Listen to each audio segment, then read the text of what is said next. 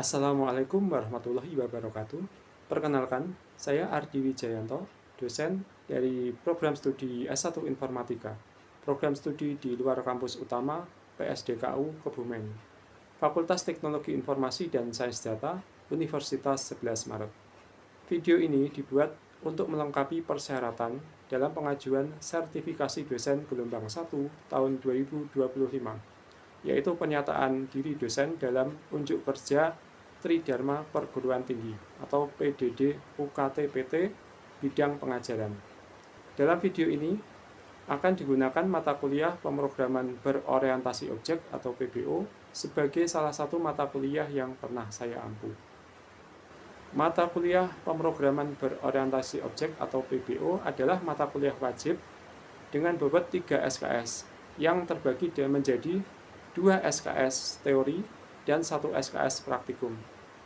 Melalui mata kuliah ini, mahasiswa mempelajari paradigma pemrograman berorientasi objek yang merupakan paradigma pemrograman populer yang dipakai dalam banyak bahasa pemrograman.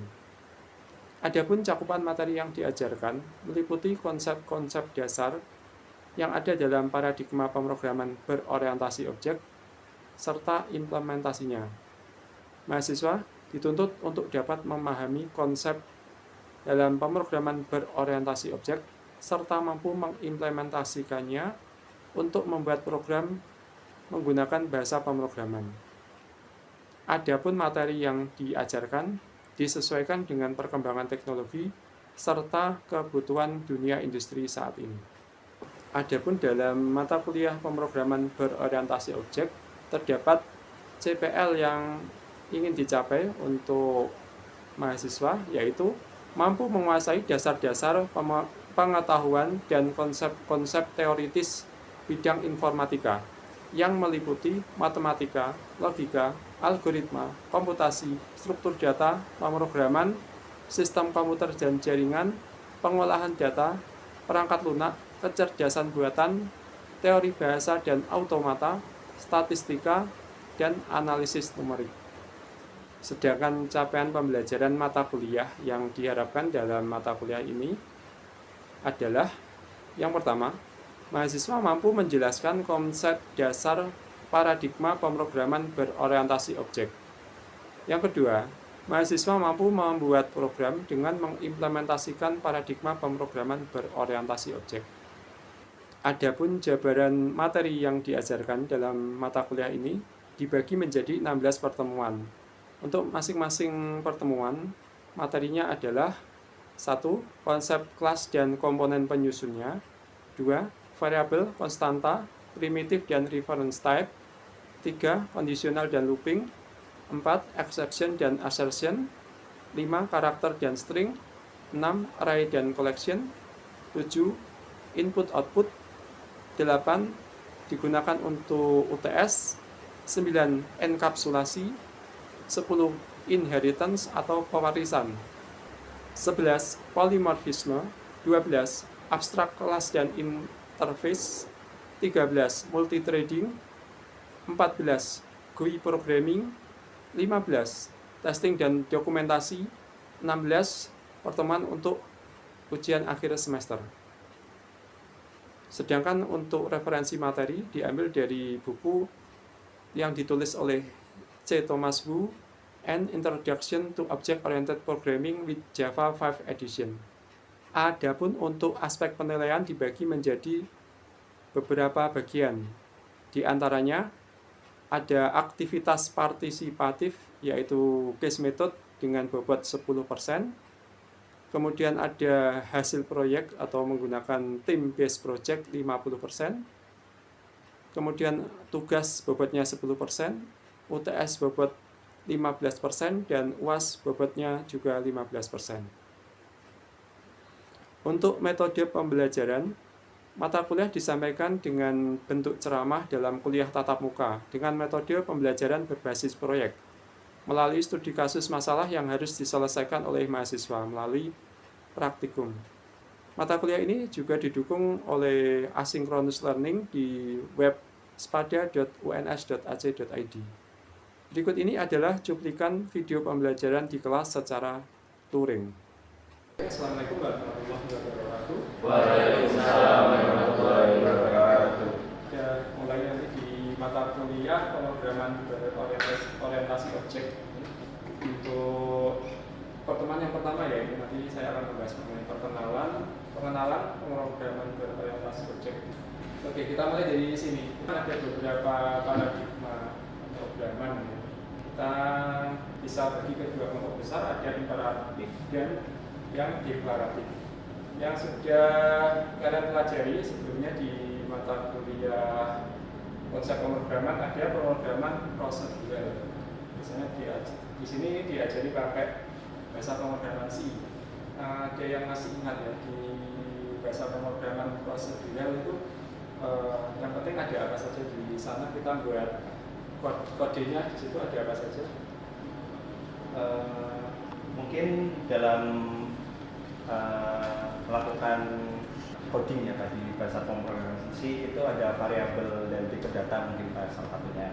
Mungkin saya agak lupa, tapi salah satunya ada variabel dan tipe data, terus ada operasi matematika kayak plus minus sama bagi kali, terus ada juga input dari outputnya. Di pemrograman C diajari membuat kode, nanti ada tipe data, kemudian ada variabel ya. Kemudian yang sebenarnya salah satu yang paling penting di situ ada fungsi. Fungsi menghasilkan suatu output. Kalau fungsi nanti biasanya ada return value, ada tipenya. Kalau prosedur biasanya nggak ada tipenya. Oke, di sini ada imperatif dan deklaratif. Kalau imperatif ini yang seperti kita pelajari ya, fokusnya adalah ketika menulis kode nanti bagaimana logik dalam pemrogramannya itu bekerja. Kita fokusnya di situ. Jadi alur kerjanya kita perhatikan, datanya itu diproses dari mana ke mana, setiap stepnya nanti kita perhatikan. Kemudian ada deklaratif. Deklaratif ini nanti fokusnya ke hasil. Jadi tidak banyak proses di dalam kodenya. Biasanya salah satu contohnya di pemrograman fungsional.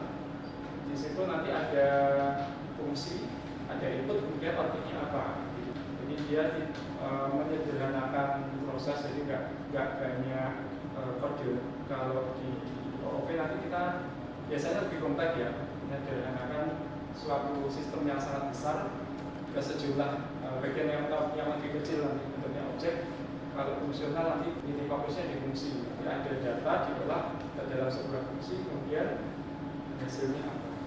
Konsep dalam ini object oriented programming kurang lebih nanti kita akan menemui sejumlah hal seperti ini, ada kelas, objek, metode, dan atribut. Kelas ini adalah sebuah bisa dibilang blueprint ya, ini atau semacam desain dari suatu objek. Nanti di dalam kelas nanti ada metode dan atribut. Nah, metode itu apa? Metode ini kalau di pemrograman prosedural ya, ini hampir sama seperti fungsi. Kelas nanti punya fungsi ya, atau metode. Jadi kelas ini bisa melakukan apa? Misalnya kita mau membuat program untuk menghitung, misalnya menghitung suatu ini ya, luas suatu bangun. Nah, nanti kita bikin kelasnya, misalnya bangun datar, kemudian di metode kita bisa menggunakan untuk menghitung luasnya. Jadi nanti metodenya adalah menghitung luas misalnya seperti itu. Kemudian kalau atribut, nanti ini mengakuti data yang dimiliki oleh objek. Ya, misalnya tadi bangun ruang ada panjang, ada lebar. Kemudian yang terakhir ada objek. Nah, objek itu nanti instance. Ya, ini ya. Jadi desain kita buat objek. Dari desain kita buat barangnya. Nanti sederhananya seperti itu. Oke, ini contoh kode dari kelas pakai bahasa pemrograman Java. Ada class definition, definisi kelas, dan nanti kelas ini namanya apa? Rectangle, segi 4. Kemudian ada atribut di situ ya. Di sini dibagi oleh variabel panjang dan tinggi, width dan height. Kemudian tipe datanya integer. Kemudian ada metode atau aksinya ya, nanti menghitung luas. Kemudian kita nanti bisa buat objek dari kelasnya, persegi panjang. Kemudian objeknya ini ada 3 persegi panjang dengan ukuran yang berbeda-beda. Yang pertama misalnya panjangnya 5, kemudian tingginya yang kedua panjangnya 6, tingginya 4, yang terakhir panjangnya 7, tingginya 3. Oke, itu tadi objek dan kelas sudah berkenalan. Kemudian ada beberapa konsep yang lain dalam pemrograman berorientasi objek. Ada abstraksi, kemudian ada inheritance, ada enkapsulasi, kemudian ada polimorfisme. Ini tak mengulang lagi mengenai kelas dan objek. Oke, ini kelasnya doc, atributnya is thirsty, kemudian ada game, metodenya ada di water, kemudian objeknya ada 3, ada 1, 2, 3. Tipenya sama semua. Kemudian nanti dia punya atribut sesuai dengan kelasnya ya. Ada is thirsty, name, metodenya juga di water. Kita punya 3 objek di situ. Oke, selanjutnya abstraksi. Ilustrasinya seperti ini. Dari kelas-kelas yang kita buat itu ya misalnya. Mungkin punya kelas yang lebih kompleks ya. Ini sederhana ya, ada 2 atribut dan 1 metode. Kemudian misalnya nanti kita punya kelas yang kelasnya ini mewakili mesin ATM, kemudian ada juga mesin pembuat kopi. Abstraksi nanti konsepnya adalah menyembunyikan detail yang balik objek yang kompleks tadi, kemudian menampilkan ke user itu informasi yang penting-penting saja ya. Di ATM, saya yakin semuanya pasti pernah menggunakan ATM. Bisa diceritakan ya, ketika pakai mesin ATM itu ada fasilitas atau fitur apa yang kalian gunakan? Ya, silakan. Siapa namanya? Nama saya Adina Rizal. Mungkin untuk di ATM mungkin kita juga semua sudah tahu ya Pak, fungsinya itu banyak. Mungkin kalau saya itu kebanyakan saya sering pakai itu buat transfer sama mungkin cek saldo ya. Mungkin mahasiswa juga sering cek saldo ya. Cek saldo, terus transfer sama apa lagi ya? Kebanyakan tuh kalau pembayaran sih udah lewat HP bisa transfer. Kalau di ATM kebanyakan cuma transfer sama cek saldo. Oke, nah, ketika cek saldo prosesnya sebenarnya panjang, dari mulai kartu dimasukkan, nanti kartunya akan dibaca oleh mesin, di kartu nanti ada informasi ya, itu ada informasi nomor rekening, terus ada informasi identitas juga ya, misalnya kayak untuk autentikasi punya berapa gitu. Kalau autentikasi tadi berhasil, misalnya setelah memasukkan PIN, nanti misalnya kalian cek saldo. Nah, mesin ATM ini akan berkomunikasi dengan server yang dicocokkan nanti nasabah dengan nomor rekening ini, saldonya tinggal berapa. Ilustrasi seperti itu pakai juga di pemrograman berorientasi objek. Ada mekanisme yang kompleks seperti itu, tapi kita sembunyikan. Jadi misalnya bikin sebuah kelas, nanti kelas itu diakses oleh atau digunakan oleh programmer yang lain. Misalnya tadi mau cek saldo gitu. Programmer yang lain itu nanti bisa reduce dari kode yang kita buat. Terus mekanisme di balik cek saldo tadi tidak perlu tampil di kode yang baru. Misalnya programmer yang baru mau bikin fitur yang sama, nanti dia cukup panggil fungsi atau metode. Bisa juga ada data yang tidak kita izinkan untuk dicek atau dilihat. Jadi misalnya ada sebuah fungsi, tapi fungsi ini kita keep sendiri, jadi tidak boleh diakses. Misalnya kalau kode yang jadi library itu di-share ke tempat lain, bisa di private, tidak bisa di reuse. Nah, ini contohnya di Python. Abstraksi bisa ditunjukkan dalam metode. Nanti ada metode yang abstrak. Contohnya seperti ini nih di binatang ya. Ada fungsi atau metode sleep, kemudian ada metode int ya.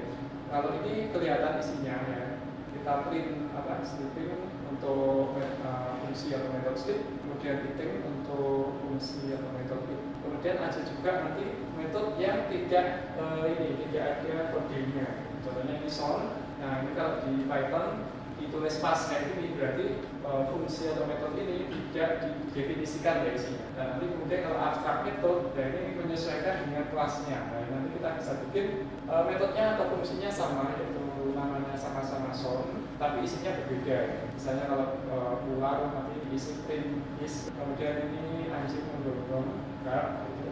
Terus singa mengaum. Kita bikin kelas yang menggunakan abstrak metode tadi ya. Kemudian kelas itu isi fungsinya bisa disesuaikan. kelasnya beda-beda sesuai jenis binatangnya ini, misalnya sama-sama swan tapi isinya bisa berbeda. Ini abstrak metode yang disembunyikan ini ya, maksudnya itu deklarasi isi fungsinya. Kemudian nanti kita bikin isi fungsinya sendiri-sendiri ya di setiap kelas. Ini nanti sudah pakai konsep inheritance, ada parent class sama child class. Kemudian ada konsep enkapsulasi, ada data yang misalnya tidak bisa diakses dari luar, dari kelasnya. Contohnya ini kelasnya employee, nanti kita mengenal akses, ada public, ada private gitu contohnya. Kalau public, contohnya seperti ini, name ini bisa dipanggil dari luar, dari kelas yang lain misalnya, atau mungkin dari tempat yang lain. Kemudian ada yang private, kalau di Python dikasih underscore ini variabel ini jadi private. Contohnya nanti di sini ada display, ini kita melakukan print namanya siapa, usianya berapa. Oke, kelas employee kita bikin objeknya namanya ini, karena yang bikin kodinya ini orang India, khas usia 40. Kemudian fungsi atau metode display dipanggil ya, kalau sudah dipanggil nanti dia akan tampil ya namanya siapa, usianya berapa. Nah, kemudian metode maksud saya atribut atau variabelnya bisa dipanggil di luar kelas. Kalau ini display ini masih di dalam kelas ya, jadi nanti dia mengakses atribut nama dan usia. Kalau yang di bawah ini print, ya ini sudah di luar kelas employee.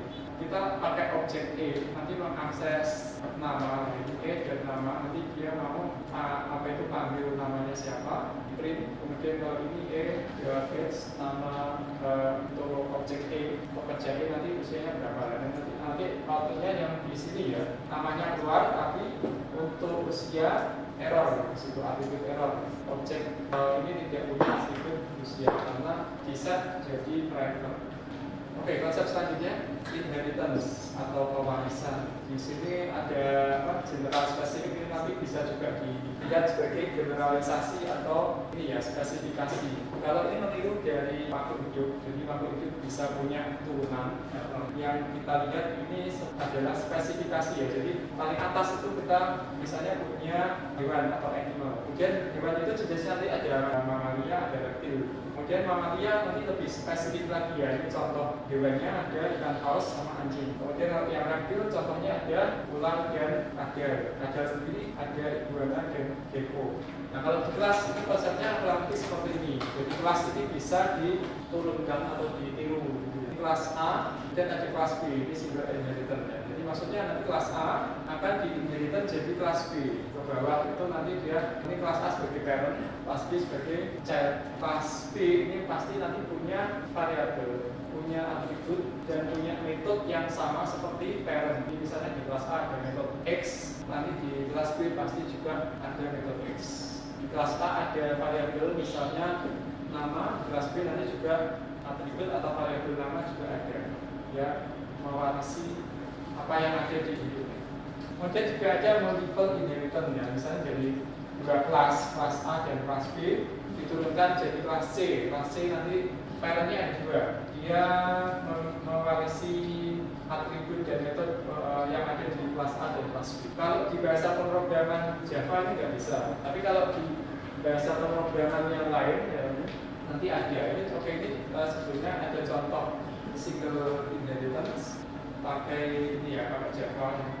Ini contohnya ada kelas enemy punya atribut nama HP ini, kemudian ada metode attack. Nah, ini ada zombie sama pocong, extend enemy. Nah, nanti dia di zombie pasti juga ada nama, ada HP, ada attack point. Kemudian ada tambahan metode wall jalan, zombinya jalan. Tapi metode attack itu juga ada nanti di zombie. Kemudian ada kelas pocong itu dia tidak jalan tapi jangan lupa. Oke, nah ini kalau multiple inheritance, nah ini nanti bisa dilakukan misalnya di bahasa pemrograman C++.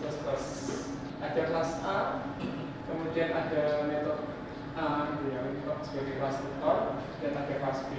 Kelas C ini anak atau dia nanti inheritance dari B dan A. Terus ini main method misalnya bikin objek dari kelas C. Oke, nanti kalau di multiple inheritance ada kondisi seperti ini namanya dynamic problem. Misalnya pas person dia punya pas turunannya student dan faculty. Kemudian student dan faculty itu di inheritance dari kelas TA. Nah ini person integer dipanggil, kemudian faculty dipanggil. Nah ini dua garis pertama ini ketika mengeksekusi kelas induk faculty. TA tadi ya, TA ini turunan dari faculty. Faculty turunan dari person, otomatis konstruktor personnya dipanggil dieksekusi ya. Kemudian TA itu juga turunan dari student. Nah ketika membuat student, otomatis karena student itu turunan dari person, konstruktor person juga dieksekusi lagi ya. Makanya personnya muncul 2 kali.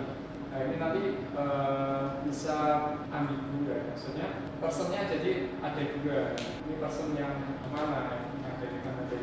Nanti ada cara untuk konstruktor personnya ini hanya dipanggil 1 kali saja. Kelas faculty sama kelas student dikasih keyword virtual. Jadi konsep selanjutnya adalah polymorphisme. Polymorphisme itu secara harfiah, poly itu banyak, morph itu bentuk.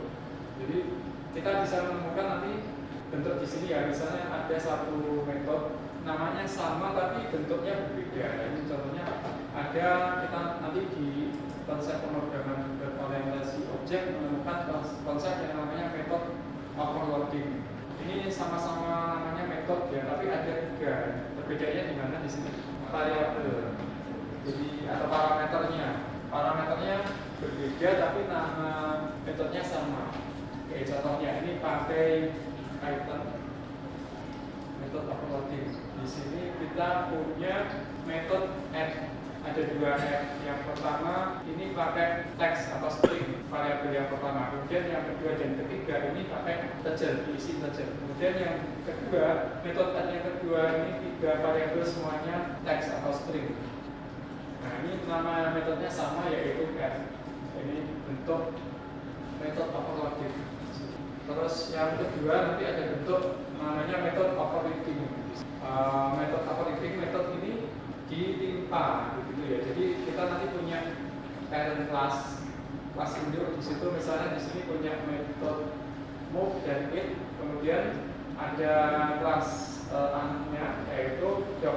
Nah nanti di sini kita bikin metode yang sama yaitu move ya, tapi nanti isinya kita bedakan.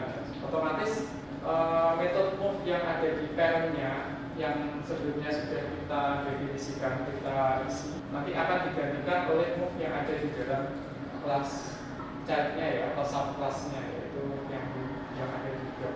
Misalnya kalau di sini move-nya kita isi print animal move, terus ini kita bisa isi yang berbeda ya, move-nya nanti ditimpa di sini. Jadi yang seharusnya job ini punya metode move yang diwarisi dari animal, nanti dia mendefinisikan sendiri move versi dia gitu ya. Yang di sini misalnya kita isi print jobnya move. Kelas B ini turunan dari A ya. Kalau di Python ada dalam huruf A itu maksudnya A ini sebagai superclass atau parent, kemudian B sebagai subclass atau child. Ini fun1, fungsi 1, isinya feature 1 of class A. Nah, nanti ditimpa kita bikin fun1 tapi isinya beda ya. Modify feature web of class A dari kelas B. Ketika nanti bikin objek dari kelas B, kemudian fun1 nya kita panggil ya. Fun1 nya nanti yang muncul adalah fun1 yang ini, bukan fun1 yang milik superclass atau milik kali. Kemudian kapan kita ini ya cocok menggunakan OOP ini untuk membuat sistem yang kompleks ya. Misalnya nanti ada suatu sistem yang banyak komponennya, kemudian butuh kode yang digunakan ulang ya. Ada reusability, kemudian ada modularity. Modular maksudnya sistem yang besar kita pecah-pecah jadi beberapa komponen yang lebih kecil ya. Oke, itu tadi konsep-konsep pemrograman berorientasi objek secara garis besar. Saya akan masuk ini ya. Ini nanti tolong didiskusikan contoh bahasa pemrogramannya ya yang pakai OOP atau Object Oriented Programming. Kemudian dia nanti dipakai untuk apa? Nanti bisa dibagi jadi 2 kelompok saja, kelompok yang kiri dan kelompok yang kanan. Oke, saya beri waktu kurang lebih 10 menit untuk didiskusikan, kemudian tolong disampaikan yang sama-sama dulu. Jadi setelah diskusi, karena kami bagiannya mobile app, jadi kami memilih salah satu aplikasi yaitu aplikasi Shopee. Jadi di Shopee kami sudah coba cari juga itu pakai bahasa PHP sama boleh untuk Android-nya, kemudian ada JavaScript dan kawan-kawan. Kemudian digunakannya itu untuk kategori produk. Jadi contohnya di Shopee ada jual pakaian, makanan. Kemudian di dalamnya makanan juga ada banyak variasinya. Atau di pakaian ada kayak kategorinya ada kemeja, ada baju tidur, itu untuk variasi. Oke. Baik ya, tadi contohnya sudah disampaikan. Yang pertama ketika menggunakan mobile app, itu tadi ya, mobile app itu salah satu yang pakai bahasa pemrograman yang support OOP. Tadi contohnya Golang sama PHP ya, mungkin saja di situ di backend-nya ya, kalau bahasa pemrograman kalau aplikasi mobile ada frontend sama backend. Frontend-nya yang sama user di mobile app-nya, kemudian ada backend-nya yang di sisi servernya. Jadi data produk, kemudian data transaksi ya, itu nanti ada di server. Yang itu tadi PHP itu support OOP, support pemrograman berorientasi objek. Kemudian mungkin satu yang lewat ya untuk bikin frontend-nya yaitu Android yang natif pakai bahasa pemrograman Java atau Kotlin, itu juga OOP. Oke, nggak apa-apa tadi. PHP itu. Kemudian JavaScript, itu JavaScript bisa juga ya. Jadi mungkin aplikasinya nggak pakai natif Java atau Kotlin, di Android bisa bikin aplikasi mobile pakai JavaScript. Nanti ada framework React Native, kemudian selain React Native ada juga yang lain. Kayak biasanya mobile React Native, pakai yang lain bahasa pemrograman Flutter itu pakai Dart ya. Flutter itu framework. Oke, terima kasih jawabannya kelompok yang pertama. Kalau yang kedua, ya dari hasil diskusi kami mengambil contoh kasus bikin game, dan di game itu kami pakai bahasa Java. ya. Salah satu pilar OOP yang kami implementasikan di game itu tuh inheritance. Jadi dalam game itu misalkan ada dalam kelas obstacle, dynamic class obstacle itu masih punya di bawahnya banyak kelas, misalkan obstacle A, obstacle B, obstacle C. Nah, dari obstacle A, B, C itu inherit dari sifat obstacle itu. Misalkan kalau objek terkenal obstacle bakal berkurang nyawa atau skornya. Jadi itu yang sama. Oke, terima kasih. Mungkin bisa jadi ya kayak gitu. Jadi obstacle atau rintangan ya, karakter di gamenya nanti harus melewati beberapa obstacle. Obstacle-nya mungkin hampir sama, mungkin ada sedikit perbedaannya ya. Itu kita bisa pakai inheritance. Misalnya obstacle-nya apa ya? Orang mau melewati jurang gitu ya, jurangnya itu hampir sama tapi apa itu mungkin jalannya berbeda ya. Bisa itu, jadi nanti sama-sama jurang tapi mungkin kedalamannya berbeda. Kalau yang pertama mungkin masih gampang ya, jadi tidak terlalu dalam, nanti makin lama makin bisa juga nanti di identitas atau mungkin ada yang lain. Terima kasih kelompok yang kedua. Demikian ya tadi diskusi mengenai implementasi pemrograman berorientasi objek dan dalam studi kasusnya. Selamat sore, wassalamualaikum warahmatullahi wabarakatuh. Demikian video pembelajaran dalam mata kuliah pemrograman berorientasi objek untuk pernyataan diri dalam unjuk kerja Tridharma Perguruan Tinggi PDD UKTPT bidang pengajaran. Semoga bisa mendukung dalam proses sertifikasi dosen gelombang 1 tahun 2025. Wassalamualaikum warahmatullahi wabarakatuh.